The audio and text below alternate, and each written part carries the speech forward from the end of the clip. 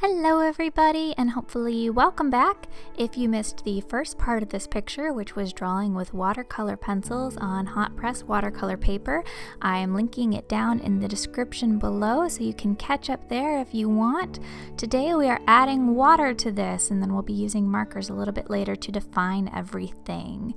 Nothing super tricky going on in this one, not a whole lot to explain. I am using a watercolor brush, which means that it's a paintbrush that's specifically made for watercolor out of natural hair. And the reason I use that is because watercolor brushes, unlike acrylic and oil brushes, are deliberately made to hold a lot of water in their bristles, which is exactly what I need here. We're not using too much water for these watercolor pencils. I don't need to soak the paper. They also don't take a lot of water to activate. All of our pigment is already on the page today. So really we're just activating that color, and unlike the one with the trees, if you saw that one, it is in the watercolor playlist if you want to look for it. We're not moving the pigment around a lot. I don't have a ton of pigment on this paper today, so we are mostly just activating it with the water and blending colors where they come together, mostly the reds and the blues to get more of a purple tone. I am working in sections. You'll notice that I don't necessarily activate the colors right next to each other one after another. I go to one area and start activating those. Then while that's drying, I pop over to another area. Because we're not using a lot of water on the paper, you don't have to wait that long before you come back to an area. It's actually drying pretty quickly. So if you want to work closely each area together, that's perfectly fine. What happens is just sometimes you'll end up blending your two lines together.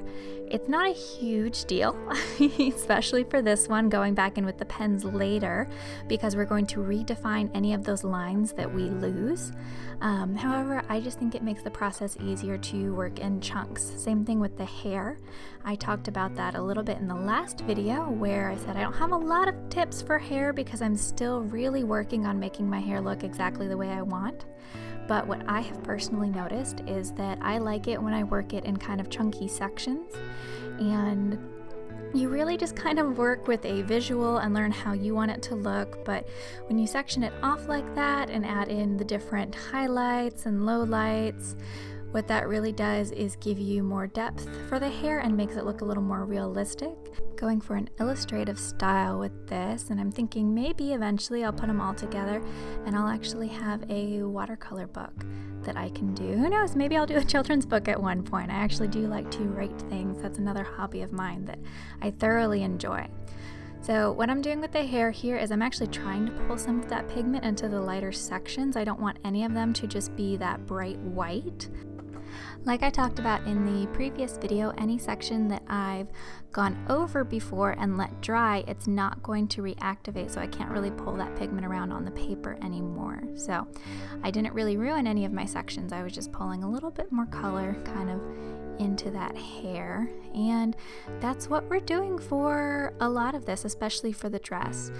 Again, because I don't have a lot of pigment to push around on the paper, it is pretty easy to just kind of very gently go over it with the paintbrush, and I am just moving the colors around and activating them where they already are, kind of blending them together to create hopefully very soft folds in the dress and the skirt. I want to keep the kind of illusion of movement. I think I'm going to keep working on this. I don't like to, or rather, I haven't worked with a lot of flowy dresses, but that's what I always picture in my mind.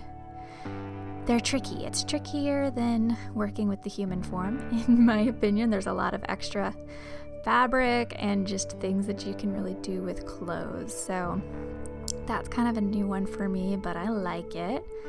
Again, just activating water with those flowers. I had to kind of pause and work around them because I was like, oops, forgot that I do need to activate those before I activate all the color around them. I didn't want to blend them out into the skirt. I do want them to be a separate thing.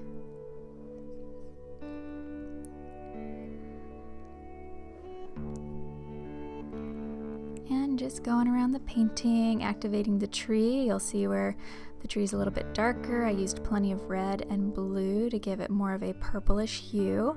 And even with the tree, so while you're activating that color, just like when we draw it, when you're coming out onto those limbs, I want to come from the base and work my way out rather than the other way around. You can, but what happens is that a lot of times when you work it that way, you'll end up pulling it thicker at the edge because the water will cause that color to pool just a little bit.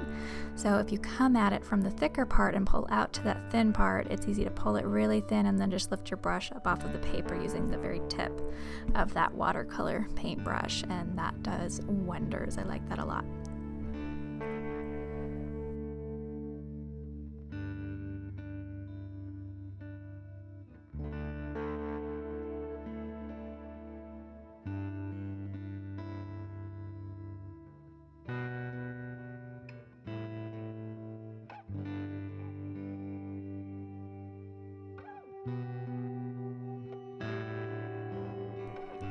Now I'm going around, I've activated pretty much all of the color.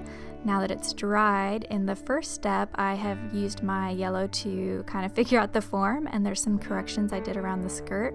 So what I'm doing right here is I'm just activating and blending out any of that yellow, which for the most part, because there wasn't a lot of yellow, blended out into the white, and you really can't see it except for a couple areas around her legs, but I like it because I feel like it gives the subject a very glowing effect, especially with the rest of the paper staying that nice bright white.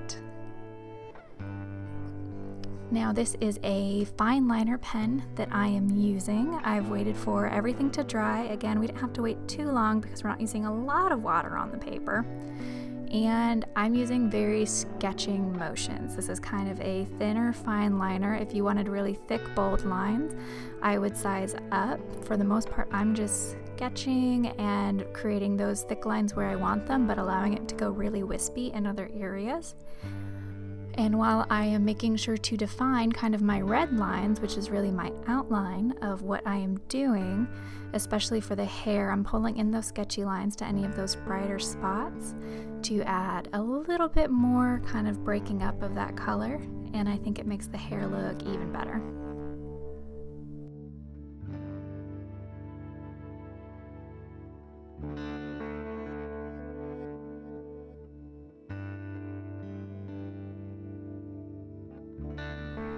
You'll notice I've just kind of gone over some of those lines over and over more than once, or touching really lightly in areas.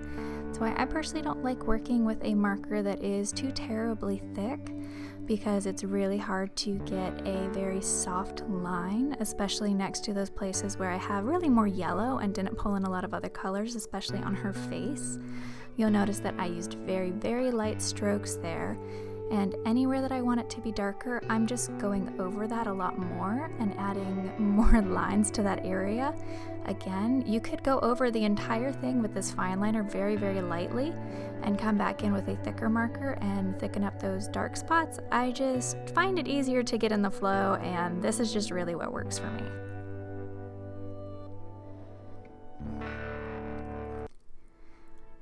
Not getting too fiddly with the fingers, kind of like I talked about in the previous video where we were originally putting our lines in. You don't want to overwork them, keep them nice and simple. No reason to get too crazy and make them look kind of weird by overworking them.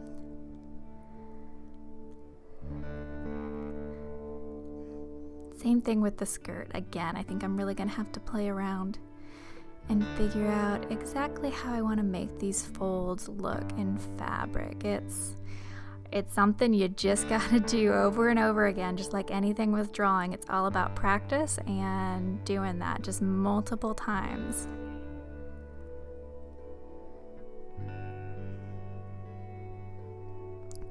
I'm trying to add a lot of darkness where I think that there is some shadow, give a little harsher lines there, making it look more like an actual line, but keeping it really light in other areas so that it doesn't look too cartoony. I want this to have a very soft look.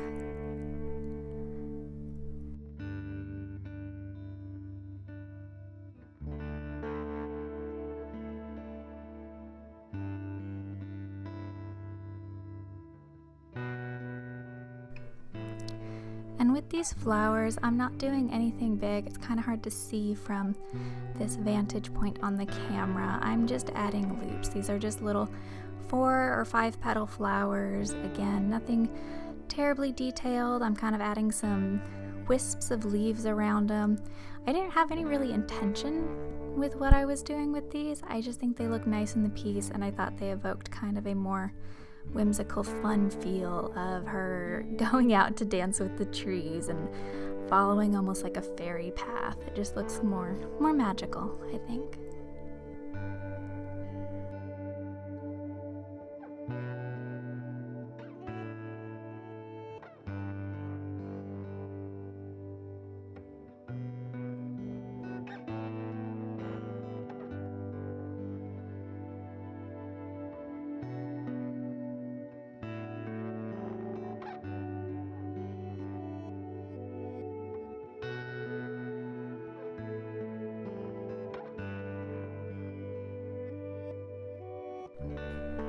Now I don't have a lot to show you around the feet because you can't see that lower part, but I'm doing the same thing with the flowers, and then I'm just adding very sketchy kind of grass looking things around her feet to just give an indication of the fact that she's walking along the grass and that it's popping up where she's been and where she's going. Nothing too defined.